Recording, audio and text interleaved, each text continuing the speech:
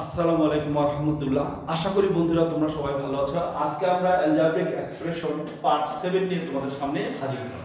দেখো ইনসেট একটা অঙ্ক আছে 40তম বিসিএস প্রশ্ন 194 x to the power 4 minus x square plus 1 equal to 0 হলে x cube plus 1 by x কিউবের মান কত। দেখো আমরা এখান থেকে যদি মানটা বাইর করি তাহলে আমরা কি করব, যে চিহ্নটা আমাদের মাইনাস আছে তার সমান চিহ্নের ওই পাশ নিয়ে যাব। নিলে দেখো আমাদের আকারটা হয় শেপ এরকম হয়। এবার দেখো আমরা এই অংশটাকে 1 করার চেষ্টা করব।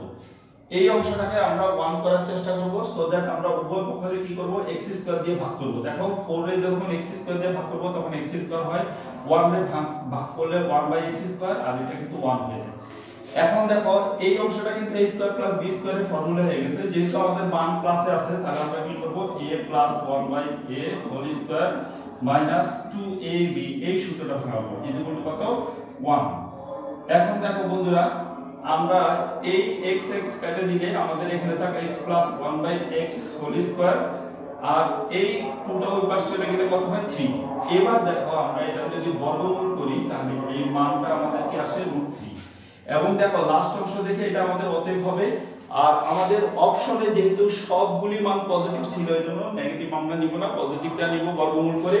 আর এটার সূত্রটা আমরা সবাই জানি x plus 1 by x whole cube minus 3ab into কত a প্লাস b, এই হলো আমাদের a কিউব প্লাস b কিউবের সূত্র। এখন দেখো এই অংশটাকে যদি আমরা n ধরি তাহলে এটার সূত্রটা হলো দেখো n কিউব মাইনাস কত 3n, এটা কাটা যায় তাহলে n এর মানটা আমাদের কত দেখো √3, তাহলে √3 হোল কিউব মাইনাস 3 ইনটু √3, তাহলে এটা আমরা ভাগাবো কত a কিউব রে ভাগাবো আমরা a স্কয়ার ইনটু a, তার মানে √3 রে ভাগাবো √3 হোল স্কয়ার ইনটু √3 মাইনাস 3√3। এখন দেখো স্কয়ার রুট কাটা গেলে 3√3 মাইনাস কত 3√3, এটার সাথে এটা কাটা গেলে কত 0। দেখো বন্ধুরা কি চমৎকার ভাবে আমাদের রেজাল্টটা চলে আসলো 0। এই রকম আলোচনা শর্টকাট ট্রিক্সের আলোচনা যদি তুমি পেতে চাও তাহলে আমাদের এই চ্যানেলে তুমি প্রথম থেকে শেষ পর্যন্ত থাকবা।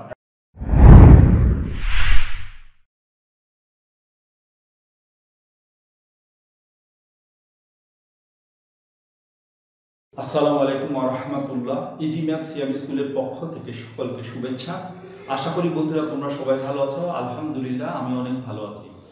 আজকে কিন্তু আমরা অ্যালজেব্রিক এক্সপ্রেশন পার্ট 7 নিয়ে তোমাদের সামনে হাজির হলাম এবং কিভাবে সূত্র ছাড়া শর্টকাট ট্রিক্সের মাধ্যমে আমরা এগুলোর উত্তর বাইর করব তা নিয়ে আলোচনা করব। তাহলে বন্ধুরা আর কথা না বাড়িয়ে চলো মূল আলোচনায় যাই। a b c d চারটি ক্রমিক স্বাভাবিক সংখ্যা হলে নিচের কোনটি পূর্ণবর্গ সংখ্যা। তাহলে আমরা কতটি সংখ্যা ধরে নিই, দেখো 1 2 3 4 আমরা সংখ্যা ধরে নিলাম। এখন দেখো 3 4 12 12 2 24 24 একে 24, এটা 24 হয়। 24 সংখ্যাটা কিন্তু পূর্ণবর্গ না, এটা না যায় আমরা এটাতে চলে যাই। 24 সাথে 1 যোগ করলে কিন্তু 25, 25 কিন্তু 5 পাতা 25, তার মানে এটা কিন্তু আমার উত্তর। এবার দেখো গ হলো দেখো 24 এর থেকে যদি 1 বিয়োগ করি তাহলে কিন্তু 23 হয়, তাহলে এটা উত্তর হয় না। আসি আমরা খতে। খ দেখো 2 একে 2 আর 3 4 3 4 এ 12, তাহলে 2 আর 12 যোগ করলে 14 হয়। 14 কিন্তু আমাদের পূর্ণবর্গ না, তাহলে খ আমাদের উত্তর হবে না। এবার আসি প্রশ্ন 2। দেখো a ও b দুইটি ক্রমিক জোড় সংখ্যা হলে নিচের কোনটি বিজোড় সংখ্যা। তাহলে a ও b যেহেতু ক্রমিক জোড় সংখ্যা তাহলে ক্রমিক জোড় সংখ্যাটা আমরা লিখি 2 আর 4। দেখো 2 আর 4 যদি লিখি তাহলে a যদি আমাদের 2 হয় তাহলে দেখো 2 এর উপর স্কয়ার করলে সেটা আবার জোড় হয়ে যাবে, মানে জোড় সংখ্যার উপর বড় করলে জোড় হবে। দেখো 4 এর যদি b ধরি তাহলে এটাও দেখো 4 4 16, এটা কিন্তু বড় জোড় সংখ্যা। এবার দেখো আমরা যদি এই a এর 2 ধরি বা 4 ধরি, যেটা ইচ্ছা ধরি, তাহলে এটা কিন্তু 2 দুগুণে 4 এর সাথে 1 যোগ করলে 5, আবার 4 4 16, 4 ধরলে তার সাথে 1 যোগ করলে কিন্তু 17, তার মানে এটাই আমাদের উত্তর। এবং দেখো গ আমাদের হবে না, কারণ 4 ধরলে দেখো 4 4 16 সাথে 2 যোগ করলে 18, 2 ধরলে দেখো 2 দুগুণে 4 এর সাথে 2 যোগ করলে আমাদের কি হবে 6 হবে। এবার দেখো প্রশ্ন 3। a ও b দুটি পূর্ণ সংখ্যা হলে a স্কয়ার আর b স্কয়ারের সাথে নিচের কোনটি যোগ করলে যোগফল একটি পূর্ণবর্গ সংখ্যা হবে। দেখো -ab আছে ক, খ ab আর গ 2ab আর খ হলো -2ab। এখন দেখো যেহেতু a স্কয়ার আর b স্কয়ার আছে তাহলে a স্কয়ার আর b স্কয়ারকে যদি আমরা একটু দূরে সাজাই তাহলে তুমি দেখলেই বুঝতে পারবা। তাহলে এখানে কিন্তু +2ab দিলে কিন্তু এটা ফর্মুলা হয়ে যায়, আমরা জানি a + b হোল স্কয়ার। তাহলে আমরা বুঝে গেলাম যে এইটাই আমাদের উত্তর। তাছাড়া তুমি যদি কখনো দেখো এটারে ফর্মুলা বানানোর সময় যদি এখানে যদি তুমি বিয়োগ করে দাও, দেখো এই দুইটা তো আমাদের ফর্মুলা হলো 2ab এখানে থাকলো, এখানে আরেকটা কিন্তু প্লাস 2ab না দেওয়া পর্যন্ত কিন্তু এটা কাটবে না। এই দুইটা কাটার পর কিন্তু এটা পূর্ণবর্গ হবে, সো দ্যাট এটা দেখো তুমি কিন্তু বুঝতে পারতেছো কিন্তু 2ab এটার সাথে যোগ করতে হবে। ঠিক সিমিলারলি দেখো প্রশ্ন 4, 9x² + 16y² এর সাথে কত যোগ করলে যোগফল পূর্ণবর্গ রাশি হবে? তাহলে দেখো 9x² এ আমরা করতে পারি 3x² আর 16 এ আমরা লিখতে পারি কত 4y²। এবার দেখো মাঝখানে আমরা এই প্লাস ফর্মুলা 2 দিলাম ইনটু a হলো আমাদের কত 3x আর b হলো আমাদের কত 4y। এবার দেখো 3 4 12 12 দুগুণে 24xy, তার মানে 24xy হলো আমাদের কারেক্ট आंसर। আমরা বাকিগুলো আমাদের দেখারও দরকার নেই। এবার দেখো প্রশ্ন 5, x² / y² + 2x / y এর সাথে কত যোগ করলে যোগফল পূর্ণবর্গ রাশি হবে?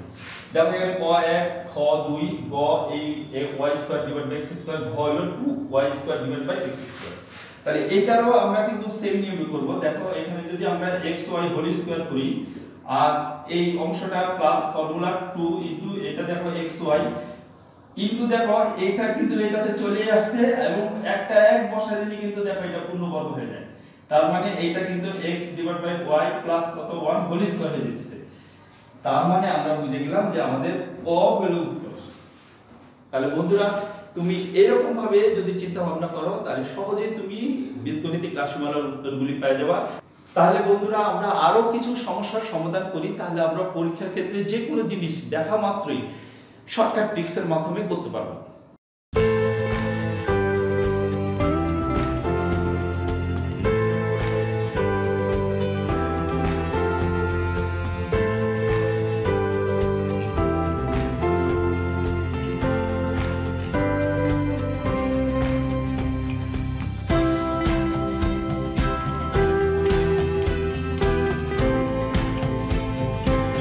প্রশ্ন 6, দেখো 9a² + 4a এর সাথে কত যোগ করলে যোগফল পূর্ণবর্গ রাশি হবে? তাহলে দেখো বন্ধুরা আমরা এটারে ফর্মুলা করি, 3a² করলাম প্রথমটারে হোল স্কয়ার করলাম পূর্ণবর্গ করলাম প্লাস কত ফর্মুলা 2 দিলাম, 2 দিলে আমাদের এখানে 3a a হলো কিন্তু আমাদের 3a, কিন্তু আমার এখানে কত আছে 14। তাহলে 14 মিলাইতে হলে আমাদের কি করতে হবে, উপরে একটা 7 নিচে একটা 3 দিলে কিন্তু 14 হয়ে যায়, কারণ এই 3 এ 3 এর সাথে কাটা যায় 7 দুগুণে কত হয় 14 হয়। আর অবিকল আমি যা লিখছি তাই হয়। এখন তাহলে এখানে আমার b হবে কত 7/3 হোল স্কয়ার। তার মানে দেখো কত যোগ করলে, তার মানে 7/3 যোগ হোল স্কয়ার যোগ করলে তাহলে 7 এর উপর স্কয়ার আর 3 এর উপর স্কয়ার, 7 স্কয়ার মানে 49 আর 3 স্কয়ার মানে 3 3 9। তাহলে দেখো গ হলো আমাদের উত্তর।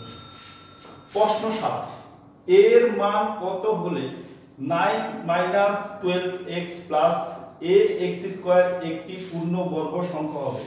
এর মানটা কত হবে? তাহলে আমরা ঠিক আগের মতো করি। দেখো প্রথম 9 রে আমরা এই 9টাকে আমরা 3 স্কয়ার লিখি মাইনাস ফর্মুলা 2 ইনটু কত a হলো আমার এই 3, b হলো আমার কত, যেহেতু 12x তার মানে b আমার কিন্তু 6 হবে, 3 দুগুণে 6 সরি এই b আমার কিন্তু 2 হবে, তাহলে 2x হবে আমার b। তাহলে দেখো এইখানে কিন্তু আমার b হলো 2x হোল স্কয়ার হয়ে যাবে।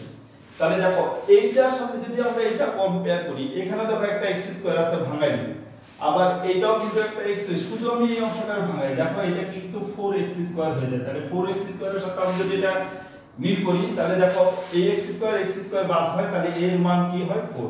তাহলে দেখো 4 কোনটা আমাদের এই খ হলো 4।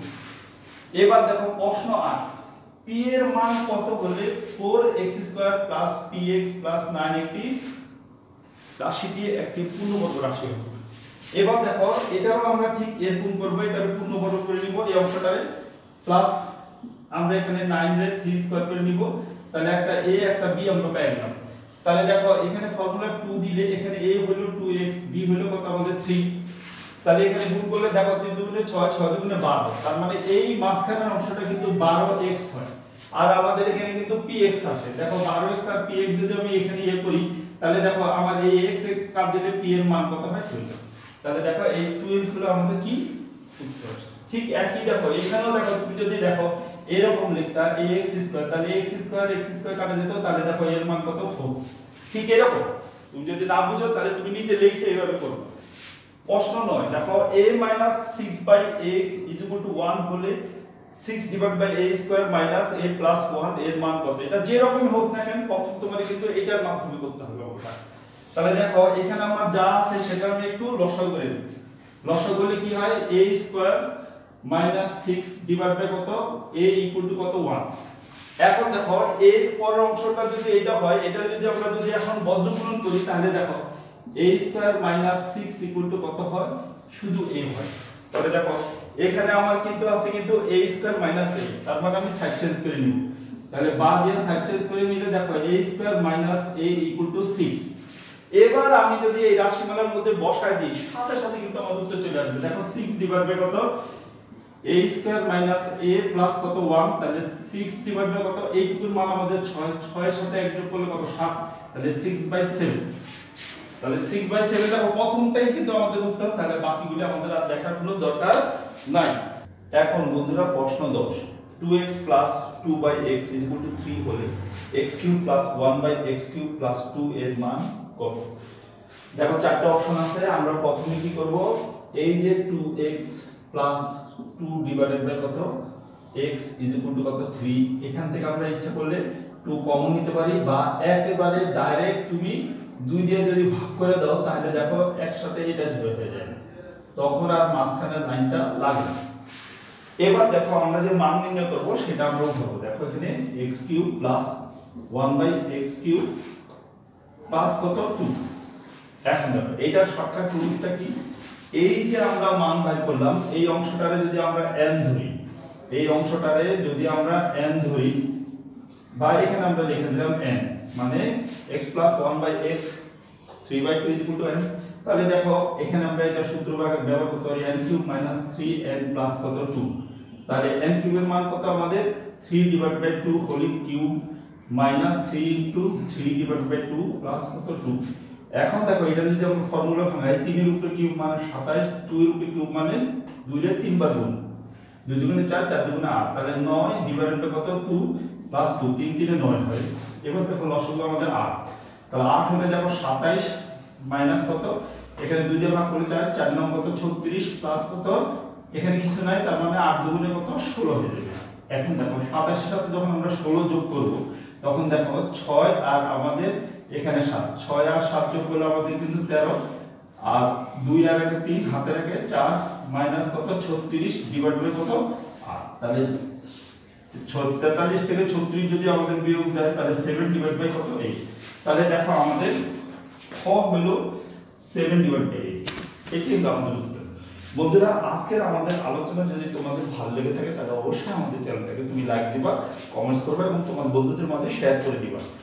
পরবর্তীতে আমরা আরো চমৎকার অ্যালজেব্রিক এক্সপ্রেশন নিয়ে তোমাদের সামনে হাজির হব। সেই পর্যন্ত তোমরা আমাদের চ্যানেলটাকে সাবস্ক্রাইব করে রাখবা। আল্লাহ হাফেজ, আসসালামু আলাইকুম।